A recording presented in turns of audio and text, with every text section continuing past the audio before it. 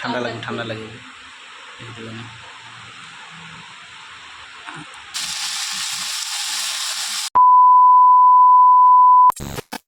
Hello friends, good morning. আশা করি সবাই খুব ভালো আছো, সুস্থ আছো। আমি মোটামুটি ভালো আছি। আমার নতুন একটা ব্লগ ভিডিওতে তোমাদের সবাইকে জানাই অনেক অনেক ওয়েলকাম আর ভালোবাসা। তো এখন সকাল মোটামুটি 7টা মতো বাজে। তো সকালে ঘুম থেকে উঠে সমস্ত কাজবাজ সেরে আমার স্নান করা হয়ে গেছে। তা কিন্তু সিঁদুরটা পরতে মনে ছিল না, তাই এই জন্য রুমে চলে এলাম সিঁদুরটা পরতে।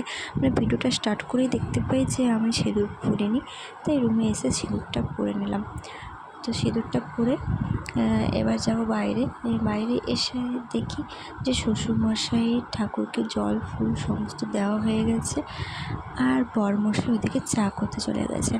এই যে দেখো, ও এখন চা বানাচ্ছে। আসলে সকালের চাটা রোজ ওই করে, মানে আমি স্নান টান সেরে এসে ওর হাতে চাটা পেয়ে যাই, বেশ ভালোই কাটে এই জন্য সকালটা।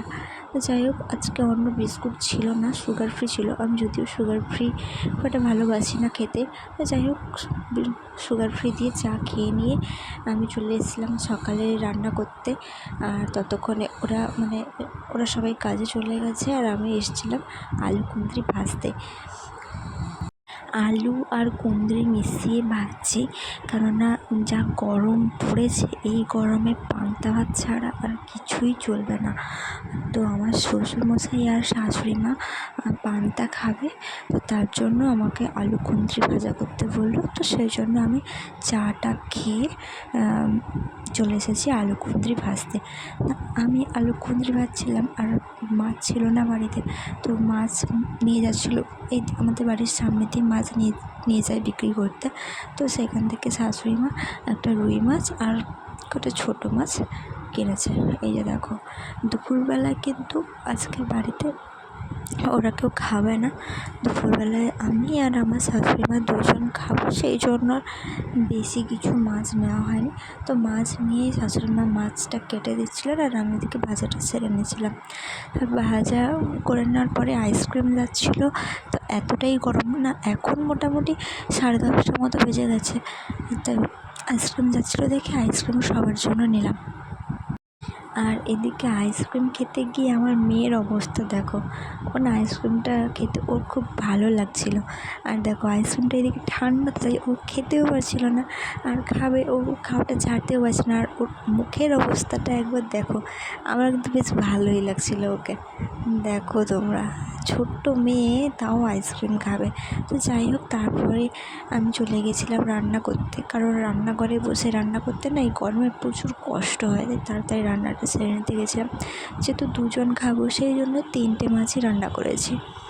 যাই হোক, বেশি কিছু আজকে আর রান্না করিনি, শাশুড়ি আর আমি দুজন মিলেই তো খাবো, তাই তরকারিটা চাপিয়ে দিয়ে আমি চলে গেছিলাম মেয়েকে স্নান করাতে।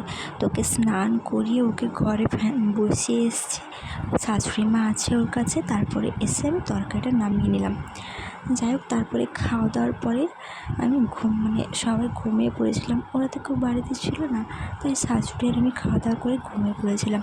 আর তারপরে বিকেলবেলা রেডি হয়ে পড়েছিলাম ননদের বাড়ি যাওয়ার জন্য, কারণ ননদ তো বাড়ি চলে গেছে। তাই ওর ছেলেকে, মানে ভাগ্নেকে আর ননদকে দেখতে যাওয়ার জন্য রেডি হয়ে পড়েছি। এসে দেখো, এই শাড়িটা আমাকে ভাই ফোটাতে আমার মাসির বাড়িতে দিয়েছিল। আমার তো কোনো ভাই নেই, তো মাসির ছেলেকে ফোটা দিই, তো ওদের বাড়ি থেকে এই শাড়িটা আমাকে দিয়েছিল। তা প্রথমে আমরা আমাদের দুজনেরই যাওয়ার কথা ছিল, আমার আর আমার হাজব্যান্ড আর আমার মেয়ে। তারপরে আমার শাশুড়ি রেডি হলো, তো 3জনে মিলে চলে গেলাম ননদের বাড়িতে। এই দেখো, আমরা যখন ননদের বাড়িতে এসেছিলাম না, ওদের বাড়ির পেছনের দরজাতেই আমরা ঢুকেছিলাম, আর তাই ওরা ভীষণ ভয়েও পড়ে গেছিলো। ওরা জানতো আমরা আসবো, কিন্তু তাও তখন সন্ধে হয়ে গেছিলো, তো আমাদের পৌঁছতে আর পেছনের দরজা দিয়ে ঢোকায় ওরা খুব ভয়ে পড়ে গেছে। এই যে দেখো আমার পুচকু ভাগ্নেটাকে মায়ের কোলে শুয়ে আছে আর মিটিমিটি করে দেখছে আমাদেরকে। যাই হোক, আমরা পৌঁছোতে মোটামুটি 6টা 6:30 হয়ে গেছিলো, কিন্তু আমরা রাতটা ওদের বাড়িতে কাটাইনি। আমরা খাওয়া দাওয়া করে বাড়ির জন্য বেরিয়ে পড়েছিলাম। বাড়ি পৌঁছেছি 10টা 10:30 দিকে বাড়ি চলে এসেছি। তো ওদেরকে দেখার জন্যই গেছিলাম, তাই দেখে নিয়েছি। আর এত গরম না, ওখানে থাকা সম্ভব হচ্ছিলো না, ওখানে যেন আরও বেশি গরম, তাই বাড়ি চলে আসছিলাম। আর রাতে বাড়ি না এলে আমাদেরকে ভোর 4টে থেকে উঠে বাড়ি আসতে হতো, সেই জন্যই রাতের বেলায় চলে এসেছি। তো আজকের ভিডিওটা এই পর্যন্তই। কেমন লাগলো অবশ্যই কমেন্টে জানাবেন।